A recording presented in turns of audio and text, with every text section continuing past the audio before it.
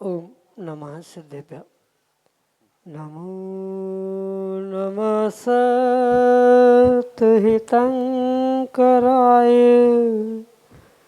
वीराय भव्याम्बुजभास्कराय अनंतलोकाय सुरार्चिताय देवादिदेवाय नमो जिनाय देवादिदेवाय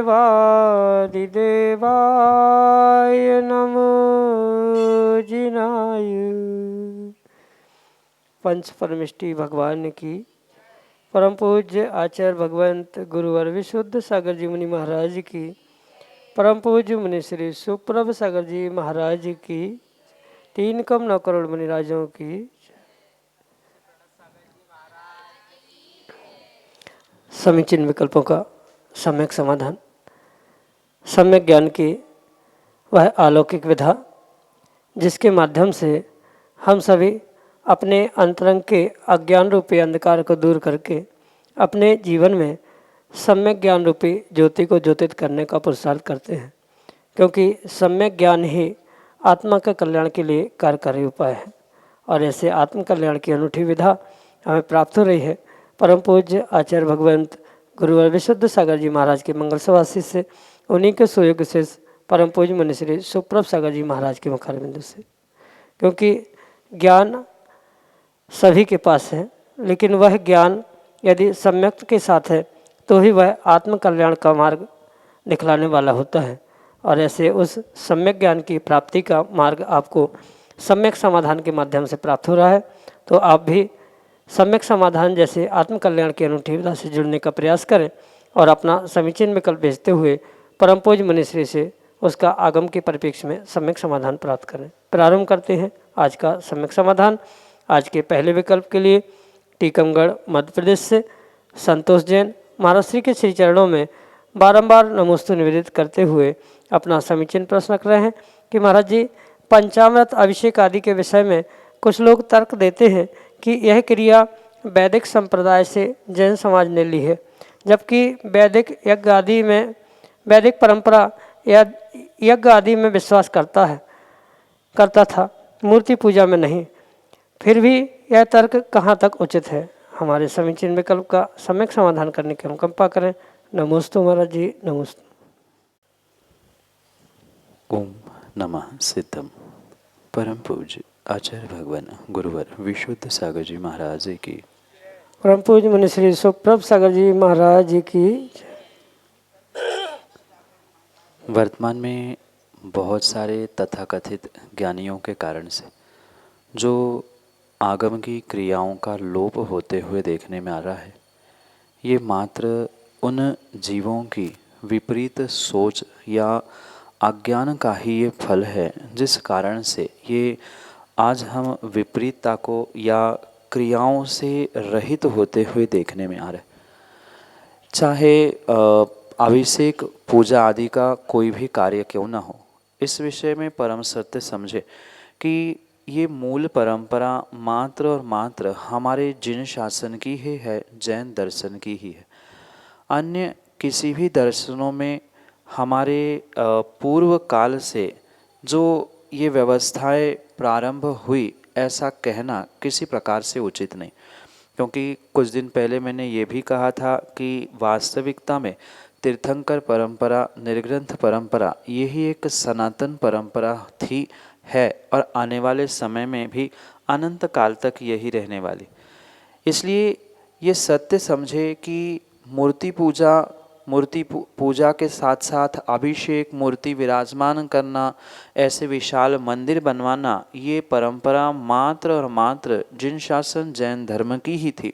परंपरा से कुछ हटकर कुछ जीवों ने अपने स्वयं की व्यवस्था के अनुसार जो भिन्न भिन्न संप्रदाय बनाए, वहाँ इससे ही प्रेरित होते हुए मूर्ति पूजा, अभिषेक आदि क्रियाएं प्रारंभ हुई है।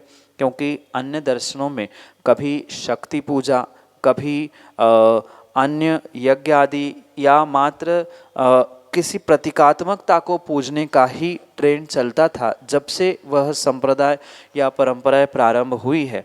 पर कहीं ना कहीं देखा से कि ये व्यवस्थाएं आज बढ़ते हुए देखने में आ रही। जैसे आपने अगर देखा होगा तो कुछ वर्ष पूर्व, मतलब 10-25 वर्ष पूर्व जो जलूस की एक व्यवस्था थी, वह मात्र गिने चुने ही समाज में देखने के लिए आती थी। पर आज जितने संप्रदाय, जितनी समाज, जितनी व्यवस्था है, छोटे से छोटा और बड़े से बड़ा, सबके यहाँ बहुत धूमधाम से जलूस निकालना, बहुत खर्च करना, बहुत प्रभावना करना आदि कार्य होते हुए देखने में आ रहे हैं। बिल्कुल इसी प्रकार से ये पंचामृत अभिषेक हो, पूजन पाठ हो, मूर्ति पूजा हो, मूर्ति विराजमान करना, सुंदर सुंदर विशाल मंदिर बनवाना, ये प्राचीन व्यवस्था तीर्थंकर शासन में, जिन शासन में ही देखने में आती थी, उससे ही प्रेरित होते हुए ये अन्य व्यवस्थाएं आज बनी है। हाँ, ये बात सही है, कौन क्या कह रहा है उसकी छोटी सोच या अज्ञान के कारण से उसकी विपरीतता हमें समझ में आती है। सत्य, परम सत्य यही है कि जो व्यवस्था आज हमें जिन शासन में आर्ष परंपरा के अनुसार दिखाई दे रही है, जो व्यवस्था आगम ग्रंथों में लिखी है, वह अनादि से चलती आ रही है और वही व्यवस्था से प्रेरित होते हुए अन्य दर्शनों ने उसको क्रियान्वित करने का प्रयास किया। यही आपके लिए सम्यक समाधान। भावेश जैन, आरा बिहार से, अगले समीचीन विकल्प के लिए। भगवान के पीछे भावमंडल लगाना चाहिए। भगवान के पीछे भावमंडल लगाना चाहिए या भावमंडल का चित्र। आजकल लोग भावमंडल उतार कर रख दे रहे हैं और चित्र बनवा दे रहे हैं, क्या उचित है? जैसे तीर्थंकर के समोशरण में साक्षात एक समोषण की विभूति के रूप में जो अष्ट प्रातिहार, अष्ट मंगल द्रव्य होते हैं, वैसे ही जिन मंदिर, जिन चैत्यालय आदि में समोषण की प्रतीकात्मक रचना के रूप में इन सब की व्यवस्था होना आवश्यक।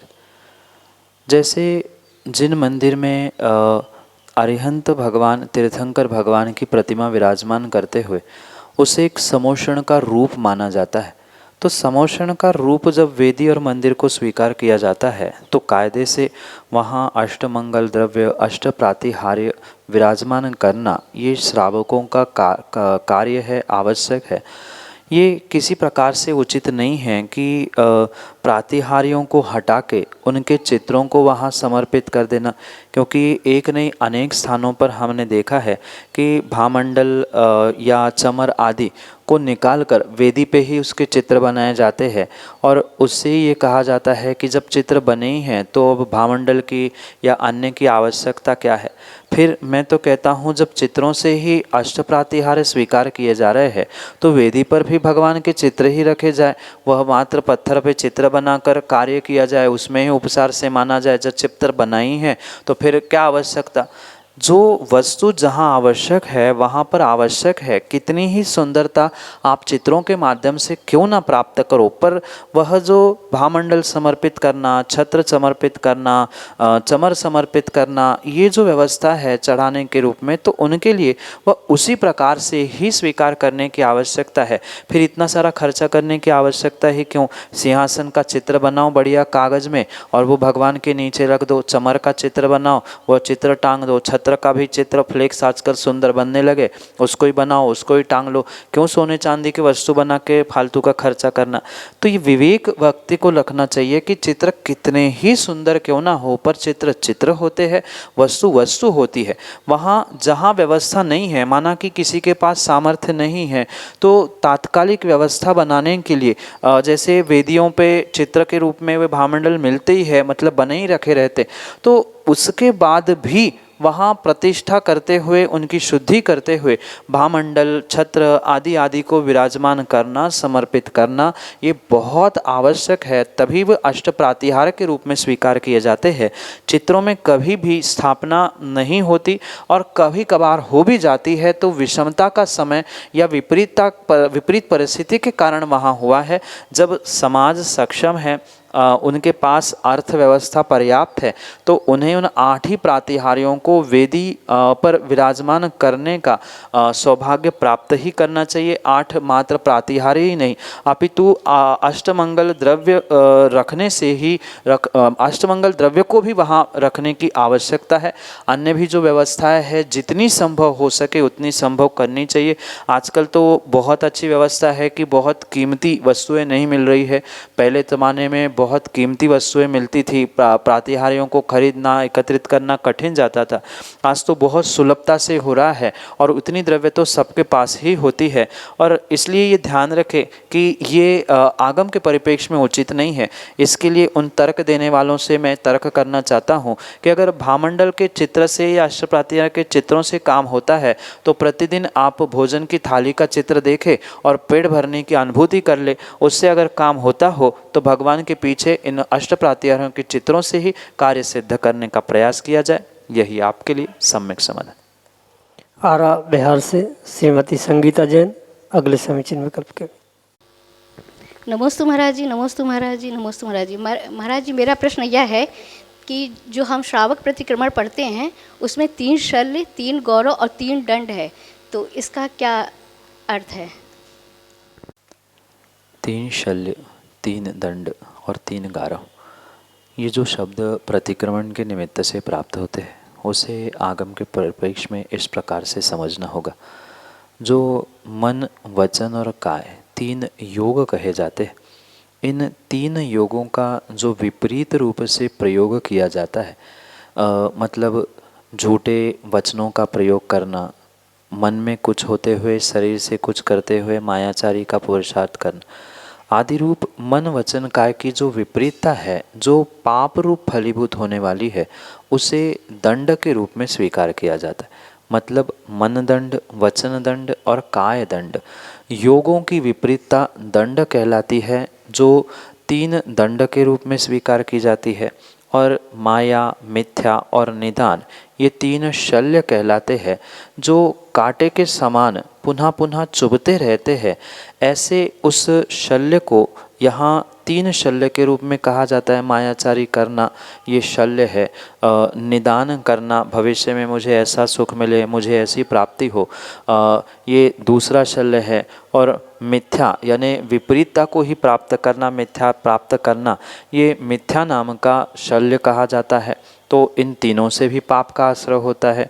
और जो 3 गारव, गौरव कहे, गौरव को कहीं गारव शब्द से भी उल्लेखित किया जाता है, तो स्पष्ट उसका अर्थ वही निकलता है जो वहाँ शब्द लिखा है कि गर्व। सामान्य रूप से जो हम गर्व, घमंड, अहंकार जैसे कहते हैं, उसे ही सुष्ठु भाषा में, अच्छी भाषा में गारव या गौरव के रूप में कहा जाता है। साता गारव और रिद्धि गारव आदि के रूप में ये 3 गारव यानी गर्व कहे जाते हैं। अहंकार का प्रदर्शन करने के लिए मैं बहुत रिद्धि संपन्न हूँ, ये रिद्धि गारव कहलाता है। साता गारव यानी मैं बहुत सुखी हूँ, मेरे जैसा सुखी संसार में अन्य कोई है ही नहीं है, ये अहंकार करना, ये साता गारव है। रिद्धि से युक्त हूँ, ये रिद्धि गारव है। और मेरे जैसा रस भोजन का हो या अन्य प्रकार के जो रस है, उनको अन्य कोई प्राप्त नहीं करता, इस प्रकार का अहंकार करना, यह रस गारव है। रिद्धि गारव, रस गारव और साता गारव, ये 3 प्रकार के गौरव कहे जाते हैं, जिसके कारण से जीव पापाश्रव को प्राप्त होता है। और चूंकि प्रतिक्रमण में उन पाप किए हुए पापों का पश्चाताप भाव के साथ प्रतिक्रमण करके प्रक्षालन किया जाता है, इसलिए इन तीनों के द्वारा जो भी मेरे मन वचन का या आत्मा से जो भी विपरीतता कर्माश्रव को प्राप्त मैंने किया है, वह मिथ्या हो, ऐसा वहाँ पर प्रतिक्रमण में अभिप्राय है, जो कि आपके लिए सम्यक समाधान है। श्रीमती रूपाली जैन आरा बिहार से अगले समीचीन विकल्प। त्रिकाल नमोस्तु नमोस्तु नमोस्तु। हे भगवान, मेरा प्रश्न ये है कि वर्तमान में ऐसा कौन सा पुरुषार्थ करें कि हमारे स्त्री पर्याय का छेदन हो सके। माँ, स्त्री पर्याय का छेदन करने के लिए आचार्य भगवंतों ने मनुष्य गति के निमित्त से एक ही साधन कहा है, जो कि आर्य का व्रत, आर्य का दीक्षा को धारण करना है। बिना आर्य का व्रत धारण किए मनुष्य पर्याय से किसी भी प्रकार से स्त्री गति का स्त्री पर्याय का छेद होना संभव नहीं। पर मात्र आर्य का भेष धारण करने से काम नहीं होगा। मायाचारी, कषाय, पाप और वास्तविकता में भावलिंग को धारण करते हुए अगर जीव आर्य का व्रत को धारण करता है, आर्य का दीक्षा को धारण करता है, वह नियम से स्त्री पर्याय का छेदन करते हुए आने वाले समय में भगवान बनने का सौभाग्य प्राप्त करता है। अगर अन्य गति की अपेक्षा से स्त्री गति का छेद समझे तो देवगति में जो सौधर्म की सची होती है, सौधर्म की सची बनने से भी वह एक भवावतारी होती है। उसके जैसी अनीचा भक्ति अन्य कोई नहीं कर सकता। और उन तीर्थंकर बालक आदि की, तीर्थंकर भगवान की भक्ति करने का ही ये फल होता है कि वह एक भवावतारी होती है। इसलिए मनुष्य गति और स्त्री गति, देवगति की अपेक्षा से स्त्री पर्याय के छेदन के लिए यही आपके लिए सम्यक समाधान। डॉक्टर श्वेता जैन, आरा, बिहार से अगले समीचीन विकल्प। नमोस्तु महाराज जी, नमोस्तु नमोस्तु नमोस्तु। भगवान, मेरा प्रश्न है कि यदि मंदिर में कोई वास्तु दोष होता है तो उसका समाज पर क्या प्रभाव पड़ता है, और उनमें व्यवधान डालने पर वाले लोगों की क्या गति होती है। यदि उसमें उस कार्य में उसमें कोई व्यवधान डालता है तो उसका क्या परिणाम होता है। भगवान मार्गदर्शन कीजिए। नमोस्तु नमोस्तु। यदि मंदिरों में वास्तु दोष है तो उस कुछ अंशों में होने वाले वास्तु दोष का फल जो समाज उस नगर में उस मंदिर से संबंधित है उनके लिए पूर्ण रूप से उसका दोष बराबर लगता है। ये बहुत सारे वर्तमान में श्रावकों का, ये व्यक्तियों का तर्क है कि उसी मंदिर में हमारे पूर्वजों ने इतना कुछ प्राप्त कर लिया, इतना सब कुछ हो गया, और वही आज नए कोई आते हैं और उसमें दोष बताने लगते हैं। तो मेरा स्पष्ट कहना है, जितना पुण्य आपके पूर्वजों का, बुजुर्गों का था, उतना पुण्य आज के समय में किसी भी समाज के व्यक्ति का नहीं है, और आने वाली पीढ़ी का तो कोई भरोसा ही नहीं किया जा सकता। इसलिए जो दोष है, उन दोषों को छोटे रूप में अगर सुधार किया जा रहा है तो सबसे पहले घर और परिवार के दोषों से भी सबसे पहले आवश्यक है समाज के मंदिरों के दोषों को मिटाने की। और भले ही समाज के मंदिर नहीं हो, व्यक्तिगत मंदिर भी क्यों ना हो, जैसे भी मंदिर हो, वहाँ जितना संभव हो सके उन दोषों को निवारण करने का ही पुरुषार्थ करना होगा। क्योंकि दोष भले ही छोटा हो, उसका बहुत बड़ा फल और विपरीत परिणाम समाज को भोगने के लिए मिलते हैं, जिसका प्रत्यक्ष उदाहरण कई बार आप लोगों ने देखा होगा, और नहीं देखा है तो उसे अनुभूत करने का प्रयास भी व्यक्तियों को, श्रावकों को करने की आवश्यकता है। भूल छोटी सी ही होती है पर उसका फल बहुत बड़ा भोगना पड़ता है।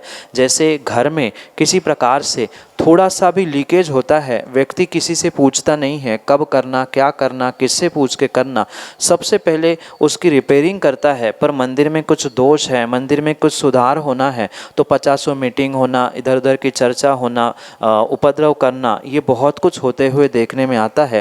क्योंकि ये सत्य है, जिसकी जैसी गति होने वाली है उसकी मति भी वैसी होती है।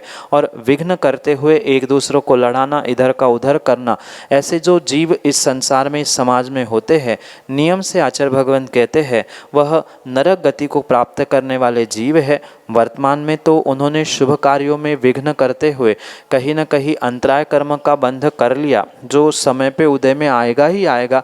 पर कहीं समाज के सामने कुछ कह देना, कमेटी के सामने कुछ कह देना, गुरुओं के सामने अन्य कुछ बातें रख लेना, ऐसा छल कपट करते हुए, मायाचारी करते हुए इधर का उधर करने वाले, वह नियम से आने वाले समय में विघ्न करने के कारण से, छल कपट करने के कारण से कि मंदिरों में त्रियंच बन के घूमेंगे, कि नारकी बनकर नरकों में दुख भोगेंगे। ये करणानियों का सिद्धांत उन जीवों को समझने की आवश्यकता है, क्योंकि सहजता से आज मंदिरों के दोष अगर छोटे छोटे निमित्तों से, उपायों से ठीक हो रहे हैं, तो सबसे पहले जैसे घर परिवार के दोषों को और बीमारियों को ठीक किया जाता है, ऐसे ही छोटे छोटे दोषों को सबसे शीघ्रता से ठीक करने की आवश्यकता है। क्योंकि जैसे छोटी सी बीमारी बहुत बड़ी बीमारी होने में समय नहीं लगती, ऐसे छोटा सा ही दोष बहुत बड़ा होने में समय नहीं लगता।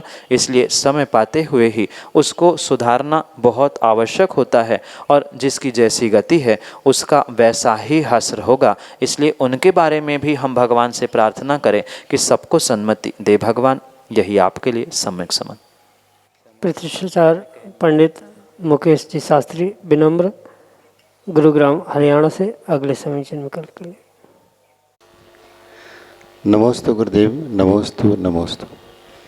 मेरा विकल्प ये है, आज ऑनलाइन कक्षाओं के समय में माता बहनों को और भाइयों को कुछ लोग समय सार की गाथाओं का अध्ययन करा रहे हैं, और सीधे सीधे कुछ माता बहनें बगैर प्रतिमान योग आदि के ग्रंथों को पढ़े हुए सीधे सीधे समय सार का अध्ययन करके मुनिराजों से और जिनराज से विमुख हो रहे हैं। तो उनको कैसे समझने की आवश्यकता है, कैसे वो समझें और कैसे उनको समझाया जाए। एक प्रश्न छोटा सा ये है कि किसी नगर में अगर पंच कल्याण का आदि उत्सव होते हैं तो कैसे उस नगर के लोगों का सौभाग्य जगता है या नहीं जगता है, कराना चाहिए या नहीं कराना चाहिए। पंडित जी, समय सार पढ़ने पढ़ाने में किसी भी प्रकार से कोई दोष नहीं है, चाहे ऑनलाइन के माध्यम से हो, चाहे प्रत्यक्ष पढ़ाई के माध्यम से क्यों ना हो। इन ग्रंथों को पढ़ने में और पढ़ाने में भी आगम के परिप्रेक्ष्य में कोई भी किसी भी प्रकार से कोई दोष, कोई विकल्प नहीं। पर जो आज व्यक्तियों की मतलब मात्र पढ़ने वालों की ही नहीं, अपितु पढ़ाने वालों की भी जो एक छोटी सोच और नकारात्मकता बन चुकी है, और उन्होंने जो एकांत पक्ष को ग्रहण किया है, उस एकांत पक्ष का, और मैं तो कहता हूँ कि व्यक्ति की अपने निजी छोटी सोच का ही ये प्रतिफल है कि वो जिनराज और मुनिराज से विमुख होते हुए देखने में आ रहे। समय सार में कुंद भगवान ने किसी भी प्रकार से कोई पंथ प्रारंभ नहीं किया, उन्होंने किसी मुनिराज, किसी अरिहंत से दूर होने का भी उपदेश नहीं दिया। उन्होंने जो निश्चय परक व्याख्यान किया है उसको ना समझने के कारण, निश्चय के साथ साथ व्यवहार भी कितना आवश्यक है ये ना समझने के कारण और ना समझाने के कारण ये विडंबना आज समाज में देखने में आ रही है।